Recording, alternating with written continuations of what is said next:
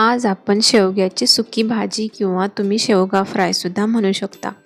रोज रोज तीच पातळ भाजी खाऊन कंटाळा आला असेल तर ही रेसिपी नक्की ट्राय करून बघा.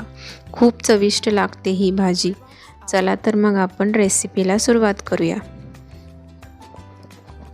त्याच्यासाठी इथे मी एका भांड्यामध्ये पाणी उकळण्यासाठी ठेवलेलं आहे. आता आपल्याला शेवगा अशा पद्धतीने कट करून घ्यायचे आहेत आणि त्या उकळत्या पाण्यामध्ये 2 ते 3 मिनिटासाठी आपल्याला झाकण लावून शेवगा वाफवून घ्यायचा आहे.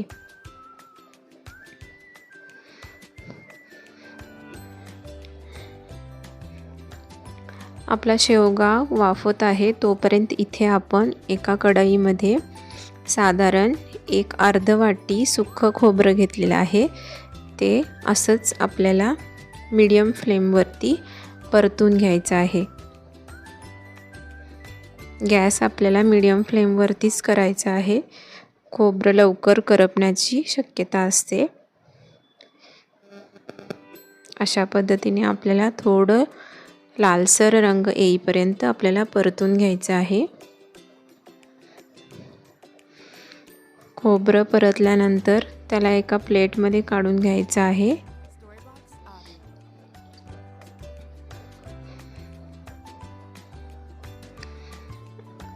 आता आपल्याला याच्यामध्ये उभं चिरलेले कांदे सुद्धा अशाच पद्धतीने तेल न घालता अशाच पद्धतीने आपल्याला मीडियम फ्लेमवरती कांदासुद्धा परतून घ्यायचा आहे.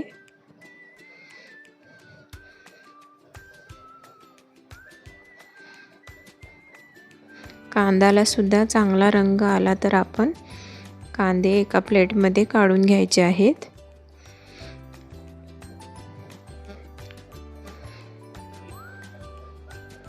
खोबरं आणि कांदा आपण एकाच प्लेटमध्ये काढून घेतलेला आहे. त्याला थोडं थंड होण्यासाठी ठेवूयात. तोपर्यंत आता आपण कढईमध्ये थोडं 4 ते 5 चमचे तेल घालून घ्यायचं आहे.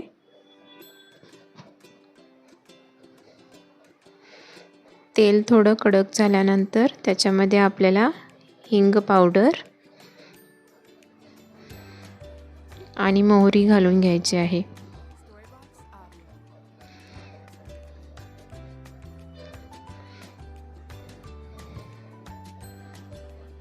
मोहरी सुद्धा थोडी तडतडल्यानंतर त्याच्यामध्ये आपल्याला आलं लसणाची पेस्ट घालून घ्यायचं आहे.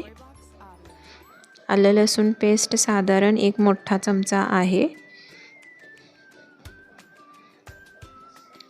त्या पेस्टला पूर्ण पेस्ट पण नाही आहे, थोडं मोठं लसूण आहे त्याच्यामध्ये. ते थोडं परतल्यानंतर साधारण 1 मोठा टोमॅटो आपल्याला मिक्सरमधून बारीक करून घ्यायचा आहे आणि ते पेस्ट टोमॅटोची पेस्ट आपल्याला तेलामध्ये परतून घ्यायचं आहे.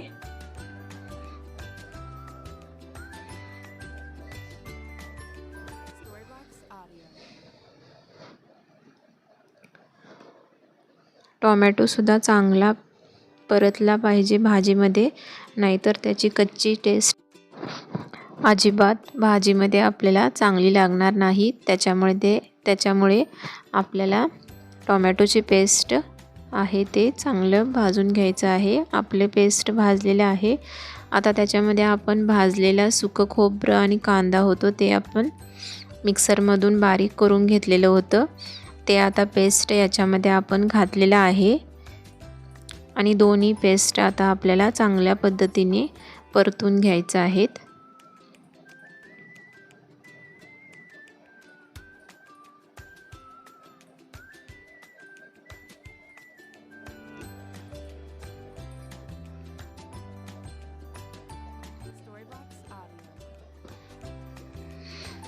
थोडंसं तेल सुटेपर्यंत आपल्याला दोन्ही टोमॅटो आणि कांदा खोबऱ्याची पेस्ट भाजून घ्यायची आहे. आता इथे आपण मसाले ॲड करूयात. त्याच्यासाठी अर्धा चमचा हळद पावडर,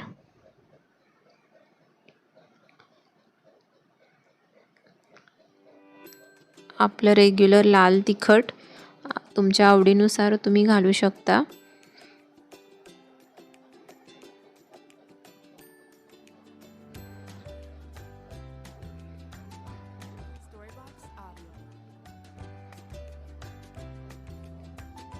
त्याच्यानंतर गरम मसाला थोडा, तुम्ही कोणत्याही कंपनीचा गरम मसाला वापरू शकता. साधारण एक मोठा चमचा गरम मसाला वापरलेला आहे.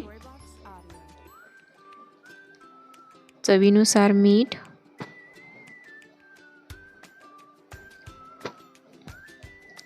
बारीक चिरलेले कोथिंबीर. हे सर्व मसाले आपल्याला व्यवस्थित परत एकदा परतून घ्यायचे आहेत.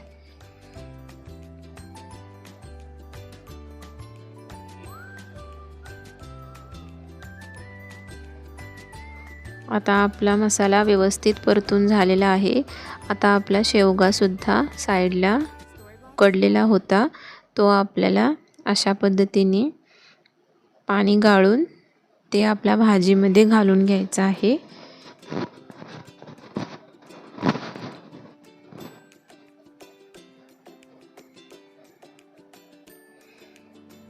आता शेवगा आणि सर्व मसाले व्यवस्थित परतून घ्यायचे आहेत.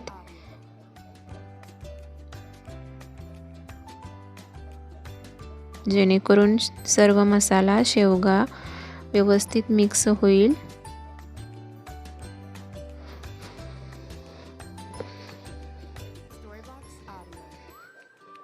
व्यवस्थित मिक्स झाल्यानंतर थोडं गरम पाणीच घालून आपल्याला त्याची दाटसर असं पेस्ट किंवा ग्रेव्ही तुम्ही म्हणू शकता, ते आपल्याला बनवून घ्यायचं आहे.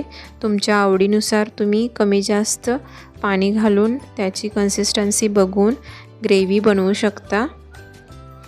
इथे आपल्याला गरम पाण्याचाच वापर करायचा आहे.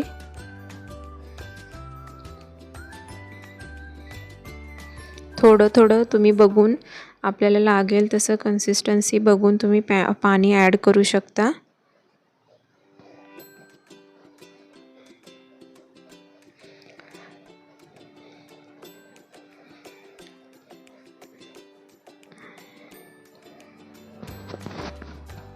आता झाकण लावून त्याला 1 ते 2 मिनिटासाठी वाफवून घ्यायचं आहे परत एकदा, म्हणजे आपली ग्रेव्ही शेवगामध्ये व्यवस्थित मिक्स होईल.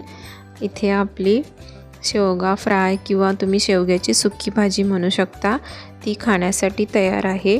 खायला खूप छान, खूप टेस्टी लागते. ही रेसिपी तुम्ही नक्की ट्राय करून बघू शकता. माझा हा व्हिडिओ आवडला असल्यास लाईक, शेअर आणि सबस्क्राईब करा. थँक्यू.